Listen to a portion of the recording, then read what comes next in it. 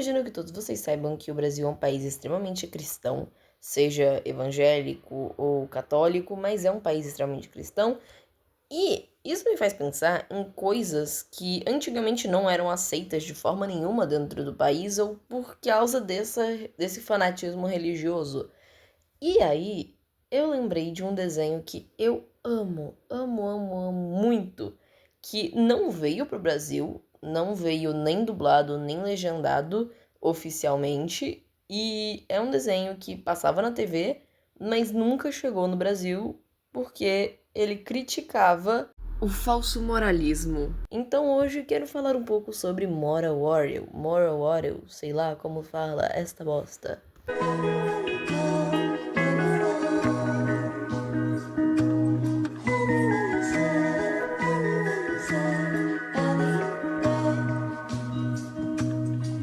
Eu vou dar uma leve corrigida no que eu falei na introdução. Moral Warrior não fala só sobre essa questão do fanatismo religioso. Isso tá envolvido na série, mas fala sobre muitas outras coisas. Coisas que não necessariamente precisam ser envolvidas com religião, por exemplo, fala sobre hipocrisia, mas estão no contexto religioso. Então a gente vai falar sobre hipocrisia de pessoas na igreja, pregando uma coisa e fazendo outras, e enfim.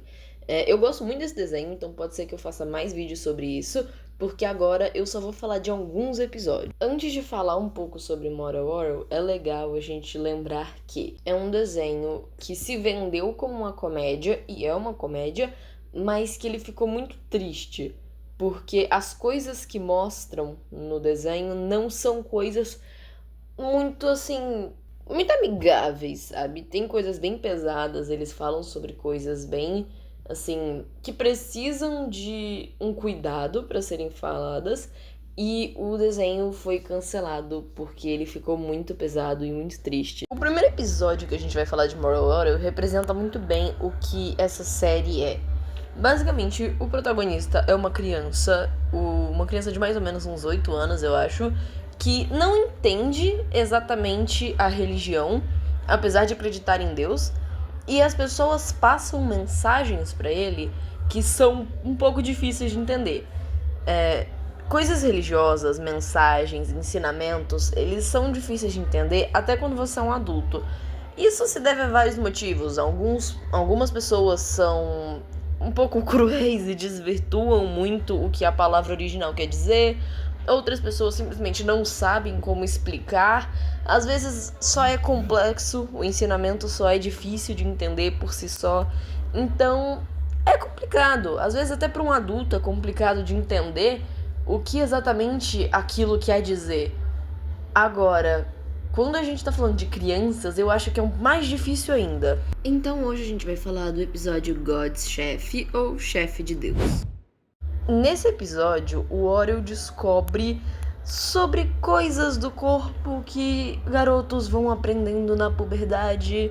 E eu vou tentar tomar cuidado com as palavras, porque eu estou em casa e eu não quero que ninguém escute eu falando sobre isso. E também porque eu quero que esse vídeo não tome nenhum tipo de restrição, porque o vídeo que eu fiz de vis-a-vis tomou restrição. Então vamos lá. Essa questão da puberdade, de estar descobrindo algumas coisas, ele vai no banheiro da escola pra fazer, eu acho que você sabe o que.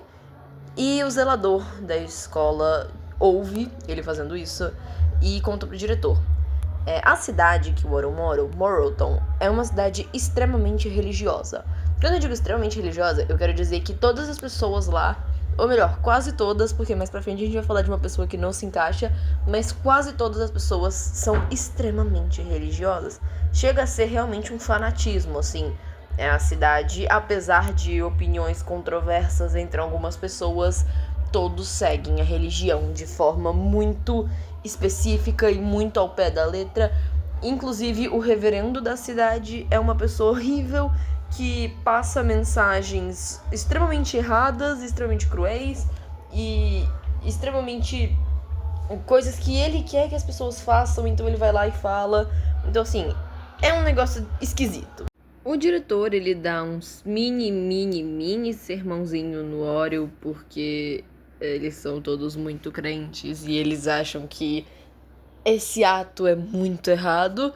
E ele decide que não é o melhor pra explicar isso pro Oreo e manda ele falar com o reverendo da cidade. Como eu disse, as pessoas em Morrilton não são lá as melhores para dar alguns conselhos por causa que eles são extremamente religiosos.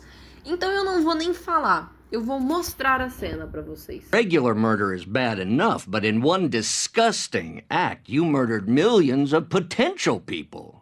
God, Oral, the scary guy, hates it when you masturbate. Is right. Sperm is there for procreation, not recreation. Então, se deu pra perceber, essa cidade, ela tem uns papos bem tortos. Inclusive, o reverendo Puddy, que é esse cara que tá aí no vídeo, ele é um grandíssimo hipócrita, e talvez eu fale disso mais pra frente. Não sei se vai ser nesse vídeo ou se vai ser em outro, mas eu vou falar sobre isso um dia, e ele é bem hipócrita. Inspirado em sua linda conversa com o reverendo, o Oreo vai até o pai dele, o Clay, que é o prefeito da cidade e a maior figura de inspiração pro Oreo junto com o reverendo, e pergunta como são feitos os bebês. O pai dele pega um livro de mentiras pra contar pros filhos a cada idade, então tem a mentira dos 6, 7, 8, 9 anos, e ali ele arruma a mentira de como responder essa pergunta. E eu só vou deixar a cena. Babies are made by God's chef, visiting ladies at night while they're asleep and injecting them with the delicious glaze from his holy pastry bag.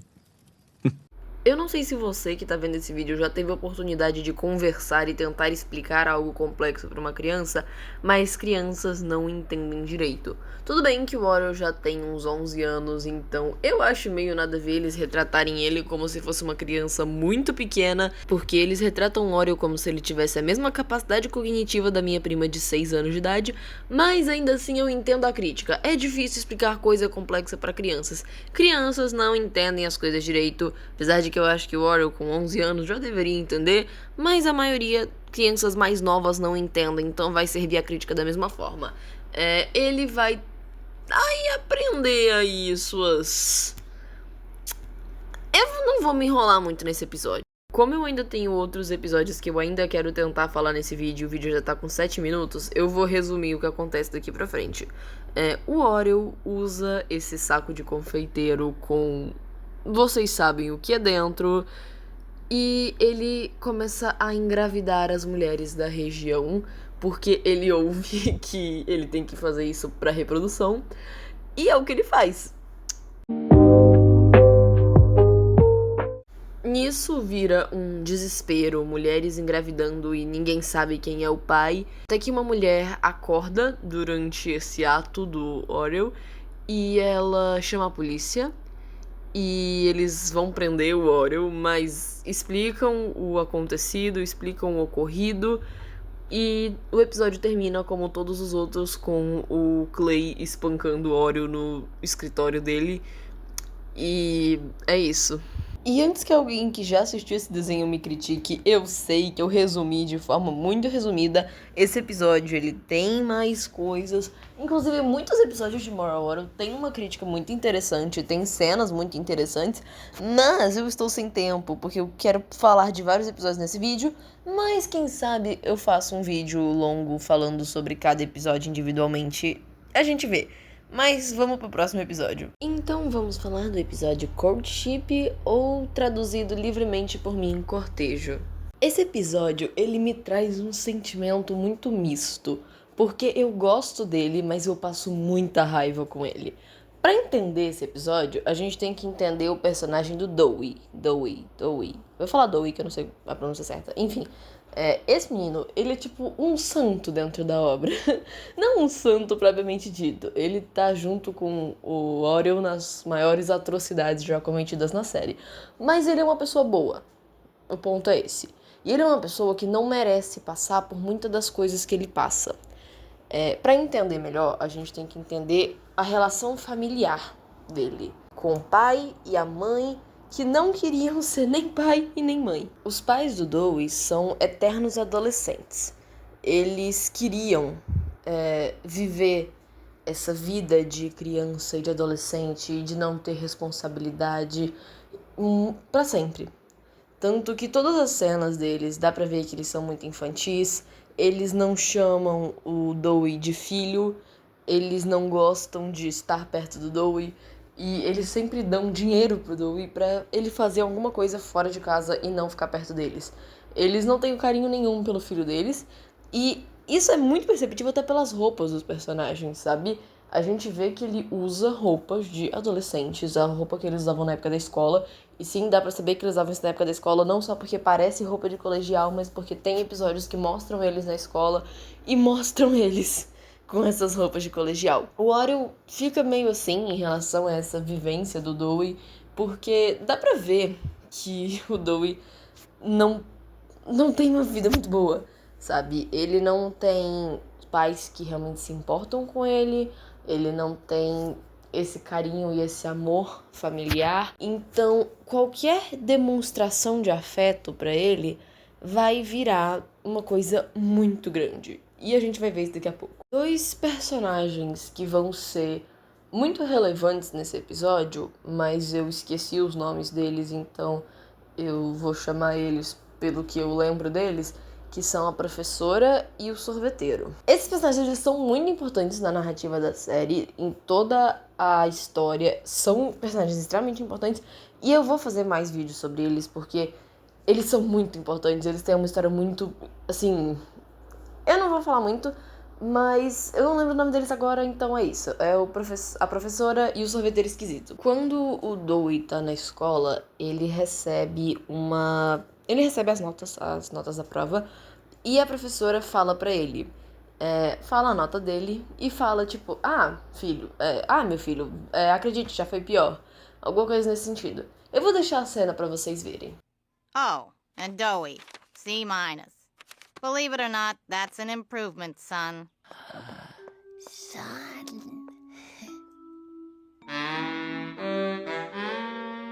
E depois dessa interação, o Dewey fica completamente apaixonado pela professora. Eu, particularmente, não enxergo isso de forma romântica. Apesar de ele agir de forma romântica, eu imagino que isso seja mais uma coisa de... Foi a primeira pessoa que demonstrou afeto pra ele, então, sem entender de onde esse sentimento vem, ele se apegou à professora pelo simples fato da atenção, desse carinho dela ter chamado ele de filho quando os pais nunca fizeram. Inclusive, nesse episódio tem uma cena muito tristinha que eu fiquei com muita pena do Dewey, porque ele senta na porta de casa e fica esperando os pais dele voltarem pra casa, porque os pais dele escondem a chave todo dia em um lugar diferente pra ele não achar e não conseguir entrar em casa. E aí ele começa a cantar pra passar o tempo e ele fica até a manhã seguinte cantando e o pai dele tava dentro de casa esse tempo todo. Eu fico com muita pena dessa criança. Bom, a parte realmente que importa desse episódio é o que o Dewey faz em relação a essa paixãozinha que ele tem pela professora. Tem o sorveteiro, que eu falei. Então, esse sorveteiro, ele é um cara super esquisito. Ele é um cara mais velho, que fica querendo fazer o Dewey entrar no fundo da van dele. E eu odeio esse personagem, mas vocês já entenderam. E assim, esse cara, ele é muito esquisito. Eu não vou falar que ele é apaixonado pelo Dewey, porque eu acho que isso não se enquadra. Ele só é esquisito. O ponto é, ele dá presentes pro Dewey. Ele começa a dar presentes pro Dewey. Porque o que acontece? O Dewey começa a comprar presentes pra professora dele, com o dinheiro que ele ganha dos pais dele pra mandarem ele ficar longe. Esse dinheiro, consequentemente, acaba, porque ele começa a dar presentes caros pra professora. Quando ele começa a dar esses presentes caros, o dinheiro acaba e ele precisa se virar com o que tem. Nisso, o Oreo sugere pra ele que ele peça pro sorveteiro esquisito dar presentes pra ele dar pra professora. E assim, isso pode parecer... isso é um absurdo. Mas antes que fiquem questionando a moralidade do Oreo, ele não sabe, eles não sabem o que esse professor, o que esse sorveteiro esquisito quer. Então, assim, não julguem tanto os bichinhos. Eles não têm noção do que eles estão fazendo. Mas, enfim, o Dewey começa a dar um monte de presente pra professora com o dinheiro, com os presentes que o sorveteiro esquisito dá. Ele começa a comprar esses presentes pra professora, esses presentes caros. Ele dá esses presentes pra professora. E assim, em um determinado momento do episódio, ele percebe que, de fato, a professora não tá nem aí pra ele. Ela não gosta dele. Ela não tá nem aí pro bichinho. Obviamente, porque ele é... Porque ele é uma criança e ela é uma mulher adulta. Nesse episódio, quando você olha, parece que ela é meio babaca. Porque ela meio que se aproveita um pouco desse lance do Dewey dar presentes pra ela. E ela é meio babaca, mas eu ainda gosto dela. Eu vou defender essa professora, tá? Mas enfim, quando ele percebe que definitivamente ela não quer nada com ele, ela não vai dar moral nenhuma pra ele, ele desiste e vai com o sorveteiro. E eu não quero falar sobre isso. Eu só vou deixar essa cena. Só vejam essa cena e me digam se não é esquisito. Let's get in the back of this van of yours.